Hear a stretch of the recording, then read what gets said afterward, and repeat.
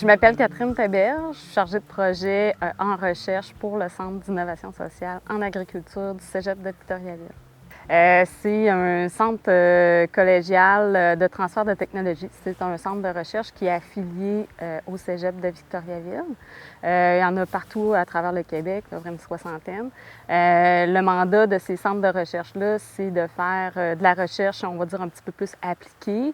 On n'est pas dans de la recherche fondamentale comme dans une université, par exemple, mais toujours avec l'objectif de faire du transfert de connaissances.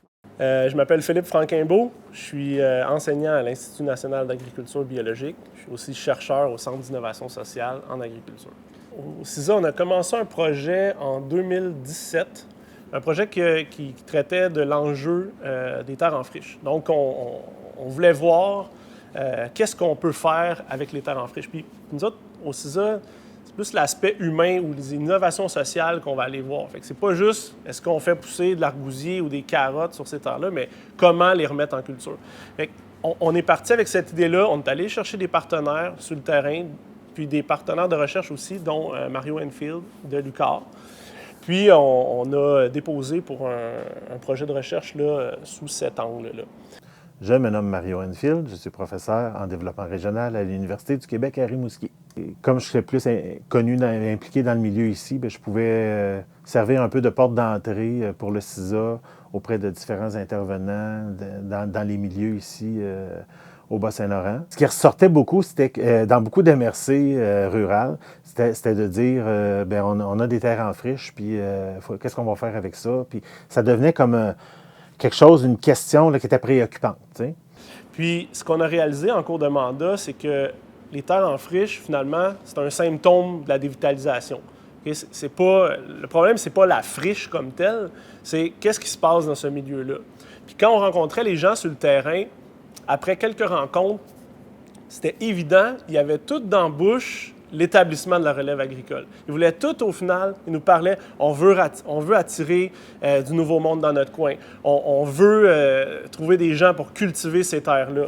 Okay? C'est pas parce qu'ils ne sont pas capables de cultiver les terres en friche. Souvent, c'est parce que, bon, ça a été abandonné pour X raisons, il y a eu un changement de vocation sur la terre. On se retrouve avec un paquet de terrains comme ça un peu partout sur le territoire qu'on peut utiliser. Finalement, les rangs se sont un peu vidés. Avant, tu avais 10 exploitations, puis là, tu en as une ou deux, avec un seul propriétaire. Fait que ça fait que tu as plein de portions de terre qui sont plus utilisées. Donc, maintenant qu'on a d'en face, si tu veux, cette dévitalisation-là, on se demande, mon Dieu, mais qu'est-ce qu'on va faire pour renverser la vapeur? Fait que c'est là que nous, on arrive, on réfléchir avec les communautés puis les acteurs qui interviennent dans ces communautés-là? Bien, on voyait vraiment qu'il y avait le désir d'aller travailler avec la relève agricole. On n'était pas du tout sur cet enjeu-là au début, mais on n'a comme pas eu le choix. C'est ça qui est beau dans ces méthodes de recherche-là, les laboratoires ouverts vivants, comme on appelle, c'est que c'est vivant, donc on travaille avec des gens, puis c'est ouvert aussi, donc on peut... des fois, on a une cible, puis finalement, ça nous amène ailleurs, puis ça répond quand même à notre enjeu, fait qu'on y va, on se permet d'y aller puis d'aller explorer ça. Sous quelle forme, par quels moyens, par quelle innovation, parce que refaire ce qui a déjà été fait, puis qui finalement a fait en sorte qu'il y a eu un exode rural, puis qu'on a arrêté de produire de l'agriculture. On n'est pas pour faire la même affaire, parce qu'on va arriver au même résultat, même si le contexte peut avoir changé. En tout cas, il y a des risques qu'on arrive au même résultat, surtout dans un marché mondialisé, puis tout ça. Fait qu'on réfléchit autrement, mais avec les acteurs. C'est pas nous qui arrivons de dire « Hey, vous devriez faire ça ». Donc, on a une approche de recherche qu'on utilise assez souvent, puis dans le cas des projets en établissement, on travaille dans l'approche de laboratoire ouvert vivant qu'on appelle, qui est inspiré des Living Labs européens. C'est des espaces finalement de discussion, des espaces où est-ce qu'on fait émerger l'intelligence collective pour trouver des solutions. L'objectif, c'est pas d'avoir un projet tout fait pour pouvoir travailler avec nous. Dans ces laboratoires-là, ce qu'on fait, c'est qu'on prend les gens où est-ce qu'ils sont rendus, puis où est-ce qu'ils ont besoin de nous. Les laboratoires, c'est des lieux d'expérimentation où on a le même sujet, mais c'est différentes gangs avec qui on travaille. Fait que, on travaille avec la gang de la MRC des Basques, qui gravite autour de la coopérative ATAD puis du motel agricole. On travaille aussi dans le Témiscouata avec le projet du groupement agricole. puis qui est porté par une organisation en ce moment là, qu'on a créée. T'sais. Puis le troisième, ça se passe dans la municipalité de Saint-Adrien en Estrie, où il y a le projet de la ferme incroyable. Ça donne un lieu d'expérimentation, puis ça donne un prétexte d'expérimentation d'idées innovantes. Okay? Fait que des fois, juste le fait qu'on soit là, comme chercheur, on dirait que ça motive le monde à dire « OK, on va essayer des affaires, puis on va faire de quoi? » Fait, ça nous permet, moi j'ai l'impression, la façon qu'on travaille, des fois, d'aller sortir, puis nous autres, on les travaille aussi, pour qu'ils sortent ces innovations-là, puis on veut que ça vienne d'eux autres. T'sais, nous autres, la façon qu'on travaille, on n'arrive pas en disant « Bon, on vous a entendu, on pense que vous devriez faire ça. » On travaille avec eux à sortir les solutions. C'est eux qui sortent les solutions. T'sais, nous autres, on est comme des courroies de transmission. T'sais. La relation avec le CISA, ça a débuté il y a au moins 4 ans, peut-être 5, par un laboratoire ouvert vivant sur l'établissement en agriculture. On se côtoie régulièrement depuis ce temps-là. Il y a eu différentes rencontres, différentes hypothèses qui ont été amenées pour documenter l'établissement. À travers ça, le modèle agricole est arrivé. On a de la matière là, sur l'établissement, là, à documenter sur l'établissement. Donc, on a toujours été partenaires. On est allé les voir, ils viennent nous voir. En 2016-2017, il y a eu un changement. L'augmentation de la valeur des terres a fait en sorte que les terres qui étaient en friche, parce que ça ne valait pas la peine pour les agriculteurs d'investir de l'argent pour les ramener, avec l'augmentation de la valeur des terres, bien, les bonnes terres ont été reprises. Quand on s'est mis à regarder ce qui restait en matière de terre en friche, souvent c'était des bouts de l'eau, c'était des bouts un peu plus sompeux, des triangles, des endroits qui étaient difficiles à mettre en valeur, mettons. Une grande partie du moins des terres en friche avait été reprise. Donc, rapidement, avec le CISA, on s'est mis à travailler sur la question de la relève. Parce que les bouts de terre qui étaient disponibles, bien, il y en avait très peu de jeunes pour s'y installer. Parce que, comme je disais, c'était des bouts de l'eau, c'était des triangles, c'était des choses qui se plaçaient pas très bien pour de la production animale ou de la production céréalière, mais qui se prêtaient très, très bien au jeu de la production maraîchère ou la production de petits fruits.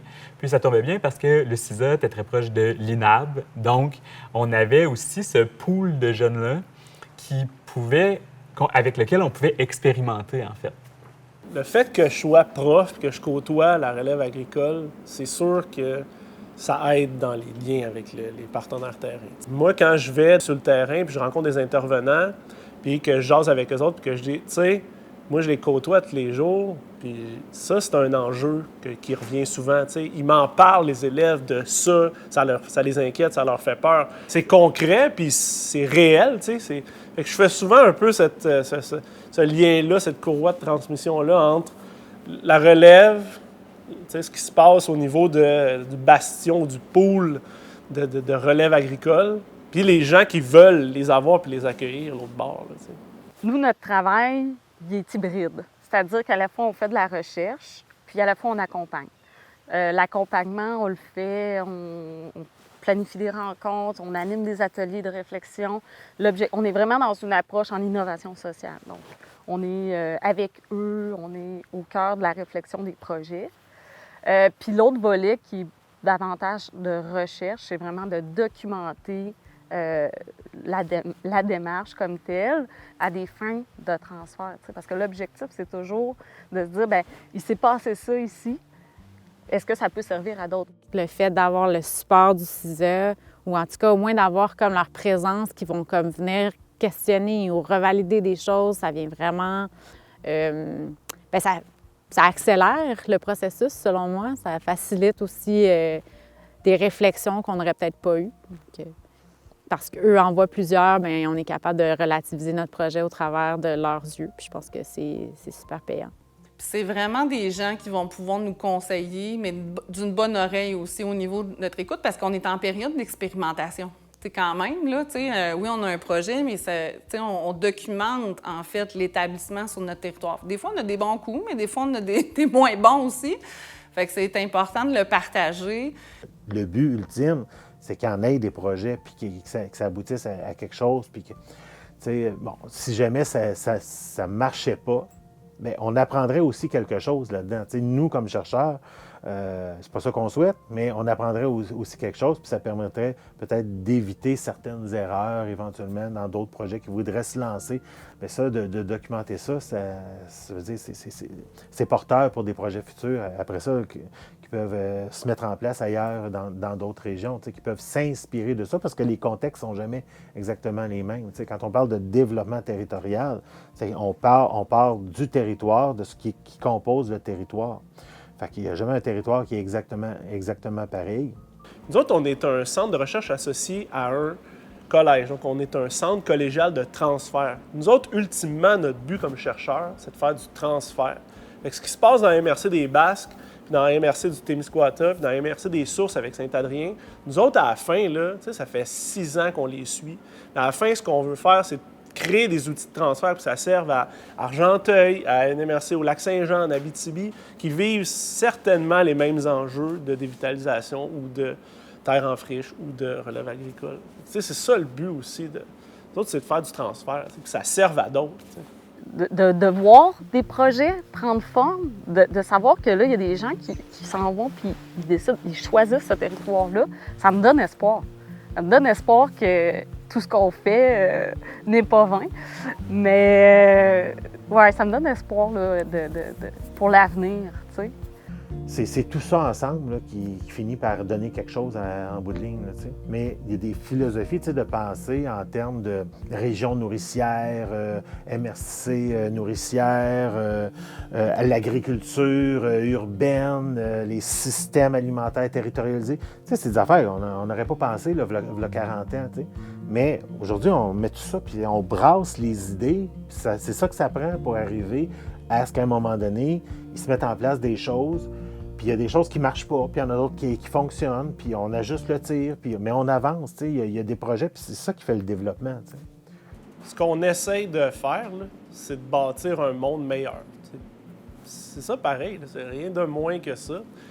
Puis c'est sûr que ça me rend fier, puis aussi ça m'impressionne.